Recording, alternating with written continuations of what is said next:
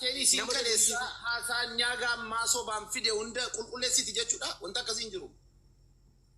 Sobee gaddaa kan kamera maanaafsi. Fagoo maaliif deemti? Nama shawaa keessatti du'e arsitti geessanii akka haaraatti ittiin boo'icha taasisaan teenye dunkaanni dhaabbate waan akkasii dhiisika. Dhugaanis keessa jira, soobnis keessa jira. Siyaasa qulqullummaa dubbachuu dadhabdaati. Si kaffalama moo maanni? No, barati siyaasa kaffalu waan baay'ee dhagaye. Abbaa giddariifati wanti nuti jechuun mootummaa mormii osoo hin taane bakka rakkoo sanas gaa lafa kaa'aa deemnu kaa jawaari. Lafa kaa'aa jira kaan amaneera man takkaan mormeen beekuun rakkoon hin jiru jedheen beekuun rakkoon ni jira. Maddasaa wajjin sitti maa jira rakkoo maddasaa. Amma adeemsa Jawaar kanaan immoo rakkoon kun itti caalaa deema malee fooyya'aa deema jettee yaaddaati rakkoon. Jawaar bu'aa buusuu hin danda'u akka dubbataa jiru kanaan. Akkamitti akkanatti ijoollee nyaachisa malee bu'aa maalii buusa maal jechuudhaati? Ijoolleen Jawaariin deemnaan biyya keessatti milishaa wajjin wal fixuutti galti bar. Garuu ijoolleen adda namni wareegama kaffaluudhaaf qophii hin jiru namni biizinasa isaa jiruu isaa mo'achuudhaaf rakkoo jiruu qaba uummanni. Har'a waan itti mana barumsaa baratu hin qabu. Har'a waan nyaatu hin qabu uummanni. Namni si jedhee akka ati aangoo qabattuuf namni daandii irra bahee rasaasaan rukutamu namni daandii irra bahee uleedhaan cafaqamu hin jiru nabse. Feetu galiiti ijoollee waan madduuti hiriira dura asfaaltii irra fuuldura deddeemiiti gaggeessi waliin hiriira akkana qabsoon. Amma Jawaar nyaataa haayilaandii birrii sadiin bittee irraa dhugdee birrii afuritti qafoosaa qaroora isaa gurgurtaa. Ijoollee waa bittee nyaachuu hin dandeenye daandii irra gadi baati naadu'aa jechuun hin ta'u. Maaliif kun qabsoo paartiiti qabsoo sabaa miti. Sabni mooteera akka Oromootti. Diina isaa ofirraa dheera. Jawaar amma hiriira baasisiisuu hin danda'a Oromiyaa keessatti hin danda'u moo hin danda'e? Lafti boo namni isii ba'u hin jiru isaa ba'u hin jiru tokko kanaafanii bar hin salphatiin dhiisi kanan jedhaa jiru kanaafi bar namni ba'u hin jiru hiriira waliin arguuf teenyami. Dubbiin isaa yeroo Oromiyaa bira ga'an jiru jechuudha. Biyya keessatti ijoolleen Arsii mootummaadha. Ijoolleen Jimmaa mootummaadha. Ijoolleen Shawaa, ijoolleen Baaree, ijoolleen Harargee mootummaadha biyya keessatti. Eenyu irratti eenyutu basii hiriira ba'a? Yoo ijoollee Gondariin kakkaasee warra intinaa wajjin yoo ol ka'e hin danda'a akkasitti. Gondar keessa Abbaa Giddii Jawaar waan intarviiyuu taasise keessatti amma rifeensa mataatti ijaarreerra nama jedhe nu rakkisu kuffisuun baay'ee xiqqaadha mootummaa kana. Dumbulloo akkanuma laa holola bara amma kanarraa maalu wanta holola mee ati guyyaaddu namni fonqolcha yaadu tokko fonqolcha yaadneerraa jedhee dubbata kun fonqolcha jechuun maal jechuudha beektaa warri fonqolcha kana qopheessa yaada yoo qabaman kan isaan eeggatu du'a ta'uun beektaa maaliif jarrinis abiyyiin ajjeesuu ol ka'an waan ta'eef akkamitti akkasitti dubbatama. Jawaar kun Oromoodha bakka fayyaalessa waa tokkoon beeku bar keessi qulqulluudha miiraan dubbata aariidhaan dubbata kana keessaa bahuu qaba inni harka dha'uuf kun immoo wayyaalaadha harki caalu wayyaalaadha anas itti maal gaafa kaleessa Jawaar mana hidhaa jiru nutu walii falmachaa turre bar nutu iyyaa turre tokkoon jiru ni kun dursa qanii imbaasitti galanii warri har'an arrabsanuudhi imbaasii firfaarii barbaacha imbaasitti dur galmaanii galan. Achi as ana adamsaa turan warri biyya kana jiran. Har'a gandummaadhaan akka waan isaaf hintini jedhan harka dha'u hin sobu. Isa nyaachisuuf malee ijoollee hafte nyaachisuudhaaf malee wanti jarri jijjiiran dumbulloon tokko hin jiru. Adeemsa qaba wanti hundi akkaataa qaba qabsoon hingaa bakka nuti duraan ka dogoggorre qabsoon Jawaar taasisaa jiru uummata Oromoof abdachiisaa miti. Abdachiisaa miti. Wal ficcisiisa malee maaliif aangoon isaa Oromoo jira kaa rakkoon kanaa bar afaan tokko dubbatta dur wayyaaniin afaan keenya hin beektu afaan keenya waan feene haasofne afaan keenya waan feene bukeessine maal goone finne uummata keenya afaan keenya har'a eenyutti akkamitti bukeessita waan ni yaaduyyuu isa si keessatti biqileetu isa si keessatti daraareetu na keessatti biqileedha dubbin hin ta'u. Jawaar uummataa immoo dantaa dhuunfaa isaatiif dubbataa jira. Dantaa paartii isaatiif baay'ee Jawaar haasaa tokko gaggeessuu hin danda'u. Maal malee hayyama paartii isaa kaafaa'oo malee qajeelfama kaafaa'oo malee kaafaa'oon gad ta'anii ati kanarratti hojjedhu piroopaagaandaa irratti hojjedhu ati kanarratti hojjedhu jedhanii waan jarriitti kennan malee hin danda'u mirgan qabu ofii isaatii dubbachuuf. Jawaar kafaa'oo keessa jira amma abbaa giddi hubata qabatamaadha jechuun jedhee kan himuu qabu isa. Hoogganaa kaafaa'ooti jedhee erga labsee booda an kaafaa'oo keessaa baheera jedhee isaa labsuu dhageessettaati. Kaafaa'oon fakkeenyaaf namoonni tokko wayii biyyoota Awurooppaa kana keessatti kafaa'oon eegatti itti makamtee diigamte jedhanii si komatu jedhe waan sana waan kuma qabdu qabdaa. Egaa kana jechuun bar ergaatti dhuftee balaan nutti buute jedhanii achi keessatti illee si jaallachuutti hin jiranu adeemsi kun sii ta'a isi baasaa jedhee gaafateen kaafaa'oof illee hin ta'uudha. Maaliif filannoodhaaf namni mootummaa wajjin gatta'ee filannoon ta'a jedhu adeemsa akkanaatiin hin ta'u. Carraa lama hin jiru kaa bakka lama dhaabbachuun asiin fonqolcha yaadaa asiin filannootti dhiyaadhaan hin ta'u kaa gartee rakkoon kana sammuu kee qulqulleessi filannoo taanaan filannoo haasaan ati haasoftu haasaa dippiloomatii haasaa hooggansaa haasaa paartii haasaa biyya tasgabbeessuu yoo biyyi jiraate filannoon jiraata haasaa biyya ceesisuu dubbatta haasaa jeequmsaa haasaa fonqolchaa haasaa gataniif kuffisuu ani gatamuudhaafis gatuudhaafis qophiidha jedha filannoo kam irratti deeme filannoo ta'amee Jawaar. Amma waan dubbata fakkeenyaaf rakkoolee Oromiyaa keessatti miiraan deemuu hin qabu nuti Jawaarin bakka guddaa arguu feena xiqqaatus danatus yoo inni paarlaamaa keessa galee ummata kanaaf sagalee yoo ta'e irra caalaa dhaggeettii amma qaburra caalaa argata. Mee hawaasi gaafan Jawaariin kun utuu irra paartii isaa injifatee moo utuu biyyitti dabalame irra jaallatta. Ammaaltu nanaqiyaan lammanuu nagaa taanu malee irra kamiin si wayyaa. No, waa tokko wantinaa wayyuun isuma gaafadhu kana isaaf kamtu si wayya jedhii isa gaafadhu malee. Fakkaa uummata Oromoo tokkotti fakkeenyaaf. Aanaa fi Oromoon paartii lama sadii qabaachuun normaal Oromoo fayyada. Kafaa'uun immoo injifachuu danda'a itti mootummaa kana shakka kafaa'utti immoo. Maaliif hin injifatu yoo obsa qabaate obsaan malee miiraan hin ta'u ka ergichaadhaan hin ta'u. Ergichaan baay'ee ka fayyadu badhaadhina fayyada kana beeki. Adeemsi Jawaar kun badhaadhina fayyada. Amma badhaadhinni Jawaariin filannoo keessaa baasuudhaaf carraa bal'aa qaba.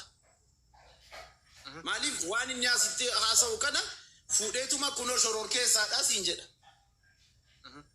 Kana laa ati ulaa bantee kaatee kennitee fi kaatee maaliif akkana na godhanii ulaa banaa dhiiftee hattummaa galeen jettu. Ulaa kee cufattee hattuuf irraa eegda shukukkii eegda.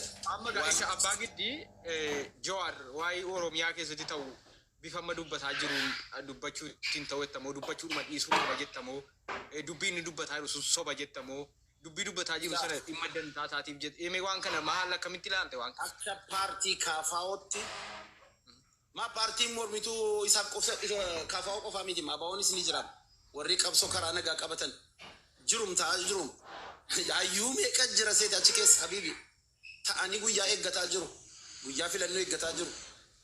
Kaafaa'oon wanti amma gochuu qabu qeequmsis afaan dippiloomaatiitiin afaan dippiloomaasii ta'een qeequu qaba. Fonqolcha yaadaa filannoo abjuu godhachuu hin qabdu. No akkamitti haasaan kan kenni viidiyoo kun inni qinfamu moo akkam godhama gaa ni amma miraal cal jettee guddi diaaspooraa quufaa fuuldura kan kee taa'u du'a argitu kana haasoftu kana booddee sagala viidiyoon sun hundinuu waraabbatee lafaa qaba. Kun ta'uu miraan dubbachuun qabu inni bor biyya sana gaggeessuu danda'a. Yoo carraa Dooktara Jawaar Mohaammed carraa biyya bulchuu yoo argate gaaf guyyaa yeroo inni bulchu namni tokko ka'ee akka Jawaar Abiyyi irratti godhu kana yoo Jawaar irratti godhe Jawaar inni isaa nama kana gaaffiidha kun. Never hin dhiisu.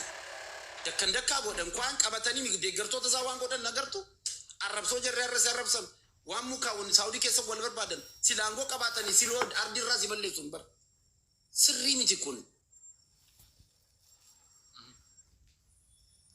Adeemsa kanaan kan fayyadamu immoo badhaadhinaaf baay'ee bataam banaadha bakka forfeedhaan mo'achuu jechuudha bara filannoo isa dhufu forfeedhaan mo'achuudha.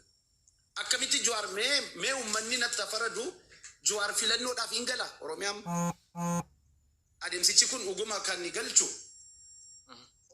daandii xaragaa jira bor filannootti dhiyaachuudhaaf inkwaan Itoophiyaa galuudhaaf miti Afrikaa irra ejjechuudhaaf mala adeemsi kun Afrikaa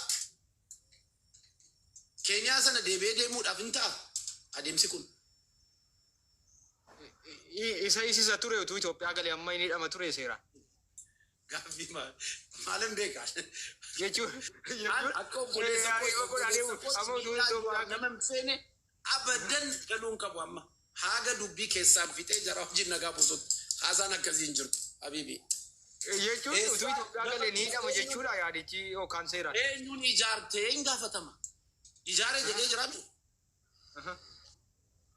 Miseensa badhaadhina keessaa hoggana badhaadhina ijaareera jedheera.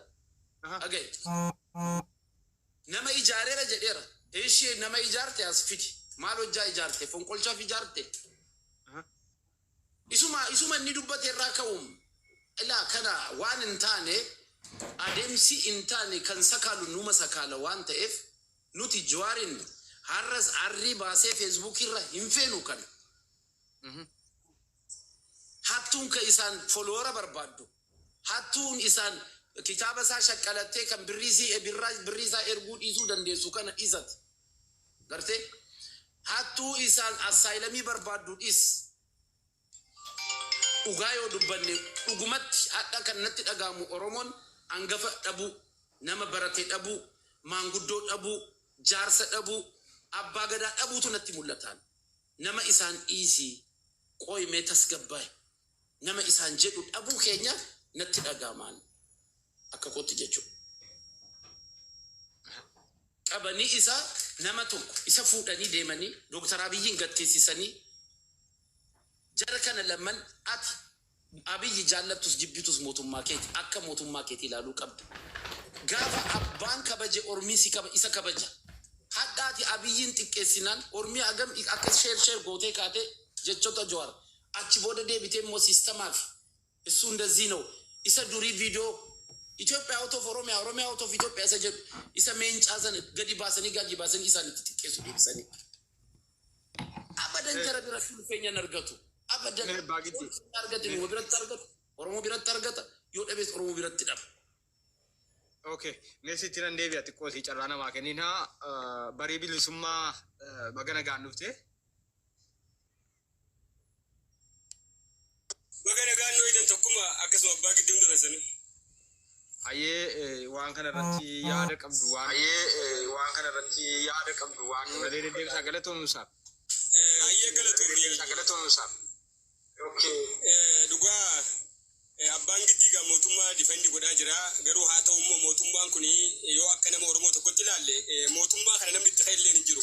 Maaliif ufumaan uf diigee ufumaan akka uummata biratti illee fudhataman qabaannee kan uf godha isaa jechuudha.